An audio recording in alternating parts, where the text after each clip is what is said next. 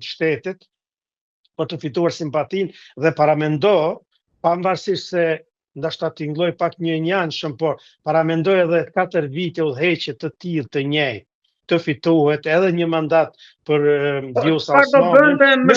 po. Çfarë do bënte më shumë Albin Kurti dhe 4 vite bashkë me Vjosa Osmanin? Çfarë do bënin më shumë? Po, për shembull, sa i përket njohjeve, këtu domethënë mund të më shumë e kam tek aspekti ekonomik dhe i sigurisë. Okej, njohje do vinë, nëse do bën këto dyja, pastaj do vinë edhe njohjet. Po sa i përket për shembull sigurisë, vërtet siç e pam edhe Bashkimi Evropian i hoqi masat, sepse qeveria e Kosovës, Albin Kurti në pushtet si kryeministër lejoj ose mundësoj që kalimi ose marrja e pushtetit nga serbët përmes votës së tyre që të rrjedhë në mënyrë demokratike së një vend demokratik, mirë po ju tregoj, ose kjo ishte edhe një provë shumë e mirë që të tregohet serbëve, sepse në këtë mënyrë ju jeni të mesardhë dhe të dëshirueshme në këtë shtet, por duhet ta njohni realitetin në vend, dhe ishte shumë në mënyrë të qetë, sepse ndërkombëtarët besonin që Albin Kurti nuk po e mundson zhvillimin e zgjedhjeve të lira, marrjen e pushtetit. Edhe serbët ishte një provë e mirë që nëse dëshiron të bashkëjetosh me shqiptarët në Kosovën e lirë, me të drejtat e barabarta, atëherë ke mundësinë, mirë po nuk mund të qëndrosh sikur Aleksandar Vučić në 2-3 karrika, edhe në Kosovë, edhe të mendosh atje në Serbi. Ose të për interesat nacionaliste, shoviniste serbe. Edhe sot kite një mesazh mjaft të fortë, qartë, për objektivin e tij që kërkon të asociacionin dhe policët në veri të ishin serb. Pra, i gjithë kontrolli ishte nga Serbia aty. Ky do jetë një presion i fortë për Kurtin nëse e merr të mandat, se dhe sot ambasadori britanik e ka kërkuar këtë. Por shiko, këto janë edhe këto akuzat që po vijnë. Nëse analizojmë për shembull marrëveshjen e 2013-s, atëherë vërtet ka qenë vetëm fillimi, sepse tani opozitës i ka filluar opozita me ato akuzat që nuk është gjithë meriti Albin Kurti, qeveriu ne kemi të çliruar, por ka filluar në kohën e Thaçit, i Hashim Thaçit, dhe vërtet edhe në atë kohë akuzoi njëjtë edhe Hashim Thaçi se nuk po ndëgjon ndërkombëtarët. Tash ndoshta njerëzit nuk e kanë përcjell atë periudhë, por vërtet ka qenë një kritikë shumë e rreptë nga ambasadori amerikan atë kohë, që pse ke vepruar, pse nuk e ke ndëgjuar për shembull Shtetet e Kuintit, Shtetet e Bashkuara të Amerikës, po e ke marrë një vendim, edhe kështu është këshilluar, kështu ka thënë. Franca në atë kohë i ka dalë pak në mbështetje se ka drejt secili kryeminist, secila qeveri të marrë vendimet sa i përket sigurimit të vendit, të kufive etj. Prandaj edhe tani Albin Kurti vërtet ka korrur sukses, dhe çështja e asociacionit, për shembull, nëse shqiptarët edhe që çdo qeveri që vije pranon që të krijohet një asociacion, edhe ndërkombëtarët do të jenë pajtimit, mirë po duhet edhe nga ana jon, nga qeveria e Kosovës, të ofrohet ajo zgjidhje e mundshme, se çfarë nën kuptojmë me asociacion. Se asociacioni nëse e krijon qeveria e Kosovës ose çdo qeveri, edhe e Kurtit 3, atëherë duhet paraprakisht Serbia ta njohë Kosovën. Dhe nëse krijohet një vetë qeverisje brenda teritorit Kosovës, se faktikisht komunat serbe do të qeverisen nga serbët, atëherë kjo nuk do të ishte një republikë ose shteti në shtet, por do të ishte një qeverisje sikur çdo komunë tjetër që qeveriset, që vazhdimisht pushteti qendror do të ketë kompetencat që të ndalojë çdo tejkalim të këtyre, çdo tejkalim të normave kushtetuese siç janë të parashkruara, dhe në këto gabimit që po bën nga opozita vazhdimisht e akuzojnë Albin Kurtin se në marrëveshjen e Ohrit e ke pranuar autonominë, e ke pranuar ndarjen e Kosovës, dhe kjo nuk qëndron. Prandaj duhet të ketë kujdes, sepse as 2013, me 2013 fillon faktikisht tematizimi i çështje i serbëve në Kosovë, duke shikuar nga ajo që të jipet e drejta e vetë qeverisjes brenda që mos të përzihet sistemi qendror, mirë po faktikisht atëherë u fillua gabimi, dhe pastaj vazhdoi tutje, dhe marrëveshja e Ohrit është faktikisht zbatim, do më thone, e kushzon Kosovën se ajo vetëm është bërë një marrëveshje ndërkombëtare dhe siç dihet me 19 prill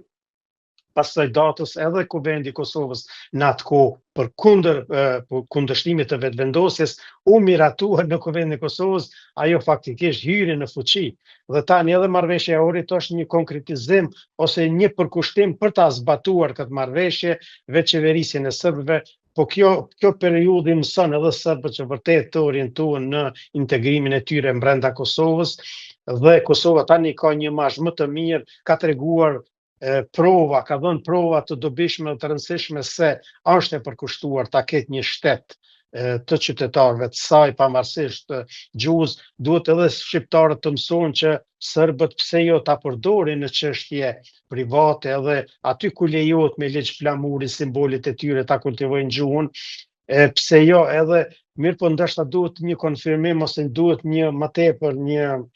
se si do t'jenë për shembull materialet shkollore ose çfarë do të përmbahen tutje. Kjo është edhe serbët janë faktikisht këtu përgjegjës për fatin e tyre dhe jo të luajnë me kartat nacionaliste që në çdo moment pastaj siç ndodhi atëherë kur heqën dorë nga sistemi, nga policia. Prandaj edhe kjo ka qenë një mësim i mirë. Ky mësim i mirë pozitiv erdhi vetëm përmes Albin Kurtit, sepse udhëheqësit e tjerë vërtet ose nuk do t'ja mësinin fare në veri, ose do t'i dorëzoshin diktatin ndërkombëtar.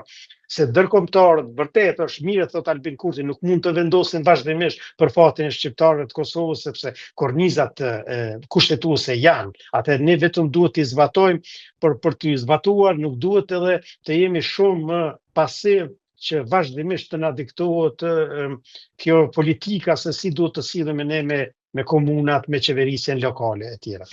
Edhe diçka të fundit kam një situatë hipotetike, si mund të ishte një mandat tjetër i Kurtit në raport pastaj me Shtetet e Bashkuara të Amerikës? Po vazhdimisht ne po themi që vetëvendosja, për shembull, ka shumë iniciativa, ka shumë akuza që vijnë nga LDK-ja, pastaj Aleanca, se për shembull duke e cilësuar vetëvendosjen si një parti, se ka shumë zëra. Njëherë thonë partia e ekstremit të majt. Partia e ekstremit të majt nuk është vetëvendosje, nëse shikojmë edhe me teoritë politike, është një parti social-demokrate e qendrës. E qendrës së majt, do më thonë, nuk është ekstremiste. Ekstremiste do t'ishte vërtet vazhdimisht që e lufton tregun e lirë, e lufton shtetin kapitalist, e lufton edhe rendin kushtetues kapitalist në këtë aspekt, mirë po vetëvendosja nuk është. E kjo është ai dëmi që i bëhet duke proklamuar në opinionin publik, edhe në çdo vizitë në SBA, bëhet kjo propagandë dhe kjo nuk është drejt, sepse Albin Kurti, jo se si as vetëvendosja e ka bazamentin social-demokrat që nëse krahasohet vjen me një parti normale, si që dërgoj nga Gjermania një kryetar, një deputet i SPD-s i dërgoj të falë Albin Kurtit, e uroj për fushatat që do të mbahet për zgjedhjet 28 dhjetor, i dëshiroj fitore, duke thënë se jemi parti si motra. Partia si motra, po ashtu social-demokrate në Zvicër, në Gjermani, në Norvegji, në çdo vend normal sepse do më thonë vetëvendosja i ka pranuar këto kushte, ndryshe këta e marrin vetëm ato protestat masive që kanë qenë diku edhe të dhëmshme, nuk është ai ekstremi, prandaj nuk do të ketë problem, sepse brenda vetëvendosjes ne kemi një koalicion, ose vetëvendosja ka koalicionin e madh, faktikisht akoma pa u bashkuar me LDK-n, e ka listën Guxo, pastaj e ka tash Partinë Demokristjane dhe Alternativa, të gjitha elementet, 3 parti tjera kanë elemente të djathtë të qendrës, faktikisht që nuk i pengon as Shtetet e Bashkuara të Amerikës, është më tepër një zgjerim, më tepër është një pasurim që ja bën, domethënë sistemi, e mirë pse jo dhe të fitojnë në zgjedhjet, edhe pse janë parti më të vogla, do t'i mundsonin që Kosova të jetë tutje dhe vërtet Kosova tani po ecën rrugës së mbar, nuk e ka më, ose siç e kishin të kaluar njerëz të përfolur për korrupsion, për krim të organizuar, madje edhe që të jetë, sepse me këtë elitë që kishim një kohë më përpara, vështirë e kishim të ecim tutje, sepse për shembull unë e di në Gjermani, kur vinin nga Kosova vazhdimisht ka patër edhe raste kur kryeparlamentari gjerman ka thonë nuk duhet ta takoj filan Fistekun. Nuk duhet ta takoj, s'ka lidhje pse është kryetari i kuventit ose i partisë politike, sepse ti, domethënë, kur hin në Bashkimin Evropian, kërkohet një elit politike që i njeh dhe i pranon rregullat demokratike. Tek ne po bëhet gabimi se vazhdimisht po thirrën në vlerat e luftës, ajo është dakord, vlerat e luftës generalët janë të paprekshëm, janë gjithmonë e kanë vendin e merituar në histori, mirë po nuk mund të kërkosh që për shembull pas 25 viteve si general, pastaj ta vazhdosh politikën që të kërkosh që të mbetesh në pushtet derisa ti je gjallë.